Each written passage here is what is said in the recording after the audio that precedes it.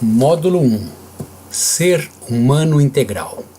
Estudo para capacitação de trabalhadores para aplicação do TDM, terapia da depressão pelo magnetismo.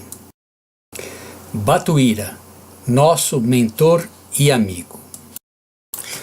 Para entendermos os fenômenos ditos paranormais, mediúnicos, anímicos ou ação da fluidoterapia, primeiro devemos compreender a estrutura do ser humano integral. André Luiz, no livro Nos Domínios da Mediunidade, capítulo 17, trata sobre passes e diz: o passe é uma transfusão de energias alterando o campo celular. Vocês sabem que na própria ciência humana de hoje, o átomo não é mais o tijolo indivisível da matéria. Antes do átomo, encontram-se nas linhas de força, aglutinando os princípios subatômicos e que, antes desses princípios, surge a vida mental. Para entender a lição de André Luiz, precisamos de alguns conceitos sobre magnetismo. Magnetismo estuda os fenômenos provocados pelos ímãs.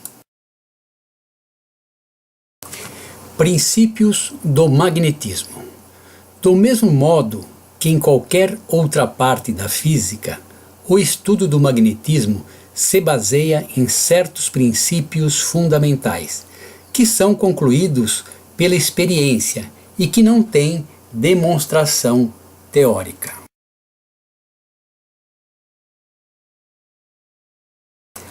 Ao redor de um ímã existem as chamadas linhas de força e, ao conjunto delas, denomina-se campo. Nos livros de física aparecem desenhos similares a este, mostrando as linhas de força saindo de um polo e se dirigindo ao outro. Convencionou-se chamar um polo de norte e outro de sul. Como eu sei se isso é real? Nesta experiência, colocou-se um ímã debaixo de uma folha de papel e na parte superior jogou-se limalhas de ferro. Vimos que as limalhas de ferro seguem um caminho determinado pela chamada linha de força. Esta experiência reproduz a figura dos livros de física.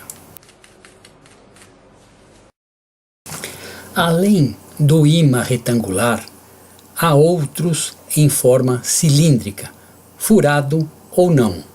A figura mostra os polos norte e sul para os ímãs cilíndricos. Quando dois ímãs se aproximam, pode haver uma atração ou uma repulsão.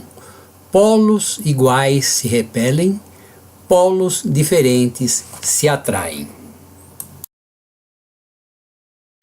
André Luiz diz: antes do átomo, encontram-se nas linhas de força, aglutinando os princípios subatômicos. O que isso significa? Conforme a teoria do campo unificado de Einstein, a matéria é o adensamento das linhas de força do campo. Assim, o pensamento criador cria linhas de força. O conjunto de linhas de força forma um campo e o adensamento do campo forma as partículas tipo elétron, prótons, nêutrons e fótons, dependendo da forma que o campo foi aglutinado. Outro conceito da física necessário para se entender como o espírito é formado são as dimensões físicas do espaço. Dinâmica zero. Geometria multidimensional. Para tentarmos compreender a quarta dimensão, devemos começar compreendendo o ponto cuja representação é mostrada no centro da tela.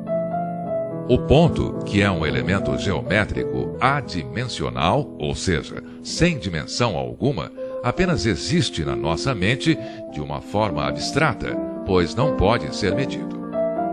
Ao ligarmos dois ou mais pontos em uma mesma direção, reconheceremos a formação de um segmento de reta. Este segmento de reta pode ser medido em relação a um ponto chamado origem, em um eixo, o qual denominaremos x. Portanto, o segmento de reta é unidimensional, pois pode ser medido em apenas uma direção. A reta que o suporta constitui um espaço de uma dimensão. Se imaginarmos a possibilidade de curvar este segmento de reta que observamos, ele necessitará de mais um eixo de referência. Assim, vemos uma linha curva que necessariamente ocupa um espaço de maior número de dimensões. Portanto, possuirá mais um eixo chamado y. Note que este eixo é perpendicular ao anterior. A curva pode ser inserida dentro de um quadrado, que, preenchido, pertencerá, por sua vez, a um plano. Este quadrado possui duas dimensões, pois pode ser medido tanto pela largura, no eixo x, como pela altura, no eixo y. Este plano constitui, então, um espaço bidimensional. Como na ação anterior, também podemos curvar o plano. Então, necessitaremos de mais um eixo, que chamaremos de eixo z. Podemos ver neste ponto de vista a curvatura do plano na direção do eixo z, bem como a perpendicularidade do mesmo, com relação aos outros dois eixos anteriores. Percebemos que a curvatura do plano requer um espaço de maior número de dimensões, no qual inserimos um cubo. Ao preenchermos estas linhas, teremos um cubo opaco. O cubo é um sólido geométrico tridimensional, que estamos habituados a ver, por exemplo, em um dado de jogar. Ele pode ser medido em largura, altura e profundidade. Podemos explorar o interior deste espaço cúbico como se fosse o nosso universo tridimensional, reduzido de sua infinitude. Desta forma, vivemos limitados a este universo tridimensional, onde nossos 5 sentidos não podem captar nada que esteja além dele. Nossa consciência só consegue abranger objetos reais ou imaginários de até 3 dimensões. Diante disso, existiria mesmo uma quarta dimensão? Estudos da física admitem a possibilidade da existência de espaços físicos de 4, 5, 6 ou N dimensões, que são utilizadas em cálculos matemáticos, porém, ainda sem demonstrar se constituem realmente espaços físicos. Como imaginamos que as figuras geométricas vistas anteriormente se inserem em espaços, é possível que outras dimensões, de maior número, também possam ser espaços físicos reais. Apenas, por enquanto, não possuímos sentidos nem instrumentos para percebê-los. Mas a possibilidade teórica da ciência oficial existe. Portanto, como compreender uma quarta dimensão se não podemos percebê-la? Consideramos este cubo de grades verdes como um modelo do nosso universo tridimensional. Para facilitar o nosso entendimento sobre a quarta dimensão, basta subtrairmos uma dimensão das figuras geométricas vistas. Por exemplo, a figura que possuir 4 dimensões será representada com 3 dimensões. A que possuir 3 dimensões será representada com 2. E a que possuir 2 dimensões ficará com 1.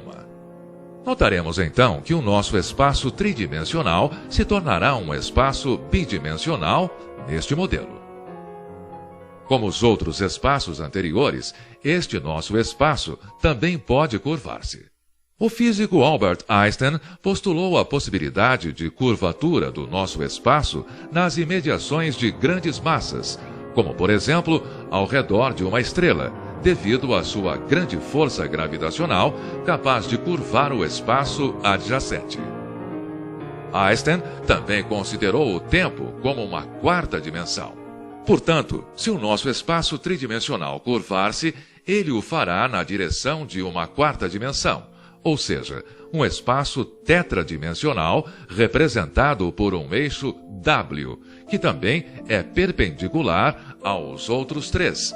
Mas essa perpendicularidade, por falta de experiência sensorial, não podemos conceber por imagens. Um hipercubo ou tesseracto, que é uma figura geométrica da quarta dimensão, seria representado dessa maneira. Esta é apenas uma projeção em 3 dimensões de uma figura que, na realidade, possui 4 dimensões. É fundamental atentar para esta redução dimensional na representação, para que se possa melhor compreender a geometria tetradimensional do modelo do espírito proposto por Hernani Guimarães Andrade.